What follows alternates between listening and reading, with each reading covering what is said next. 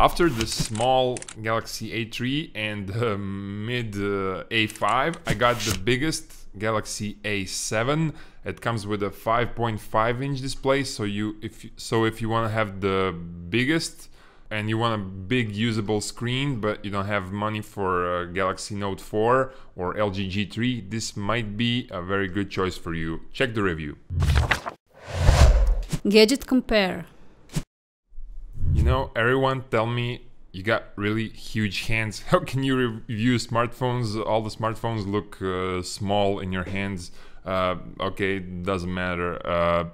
Anyway, this is a 5.5-inch diagonal device, but still it's too big for my hands. I like Galaxy A5 much more than this one, but if you're into bigger smartphones, if you previously had some phablet, this is gonna be a good phone for you. The ergonomics, the build quality, the design is same as with all A-series devices in Samsung, which means supreme quality, thin edges around the display, thin edges in profile, very solid build. This is not plastic anymore, this is metal. It has divided keys below the display, below the screen. Physical key, those side keys are very precise. So it's the best you can find for this price with 5.5-inch display. In pocket it will fit very well because you know, previous devices like Note 3, Note 4, even because previous devices like Note 2 or some other phablets couldn't fit in your pocket. So this one you'll feel it in your pocket when you'll be walking around, but it's not too bulky. If you never used a bigger phone before, you have to know that it's not easy to reach everything with just one hand. You have to use it with two hands. The display is really awesome. Samsung AMOLED with perfect colors, perfect viewing angles. Samsung kicks ass with these AMOLED displays now. Outdoors, in direct sunlight, you'll be able to use it just on 50% brightness. You don't have to put it on 100%, and it has an automatic brightness sensor, which works very fine. The one thing that you don't get here is the Note Pen, and that's actually why it costs less than Note 4 or Note Edge. But I don't know, if you're into drawing on the screen, then you should buy Note 4. If you're not, if you just want a big screen, this is it. This is a good device. The keyboard, I love the keyboard. It has numbers on top. You get comma, you get point. You can put some other icons on the keyboard, so it's very easy to use and very practical.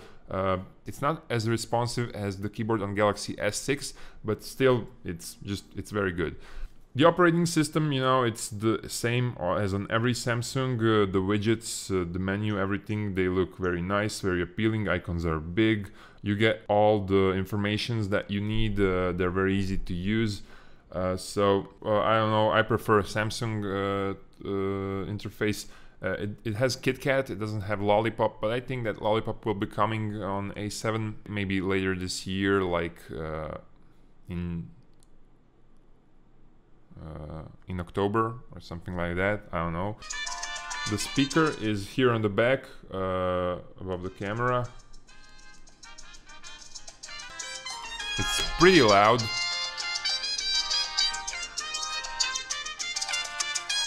And it has solid, good sound. I think it's a little bit better than on Galaxy A5, although it maybe is the same speaker. I don't know.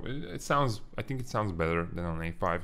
Okay, if you already watched my videos, then you know to check how fast this device is, to see the Antutu benchmark, gaming and everything, to see it compared to LG G3 and Note 4, check my other video how fast Galaxy A7 is, and I'll say that it has a front 5 megapixel and a rear 13 megapixel camera, but for that, check my other video, camera review of Galaxy A7. If you ask me, I buy the Galaxy A5 because 5 inches is like the ideal diagonal for me personally. But I understand you guys who want to have a bigger screen, who like you know, 5.1 inch, 5.5 inch. You want to have a big usable display. and maybe you don't have money for LG G3 or Galaxy Note 4 or some other expensive phablet, so this is a pretty good choice. It's the same good as Galaxy A5 is. It's just bigger, but it's very thin, high quality. Cameras are great. You don't have a Note Pen, and that's the only difference between Note 4. So awesome device, and in pocket, it won't be too bulky. It's the best phablet right now on the market. I think it's better than the Xperia T3. Compared to the LG G3, I don't know. LG G3 is, I guess, more expensive, and LG G3 is a little bit better than this, but that's a tough comparison. It's better than the Note 3, and I don't know. For all the other comparison, ask me in the comments below. Like this video, I hope that helped you to choose what to buy. Like us on Facebook, follow us on Instagram, subscribe to our YouTube channel if you haven't had already, and check the review for Galaxy A7 on GdgtCompare.com. See the grades, the camera samples, and everything. Thank you guys for watching. See you next time. Bye.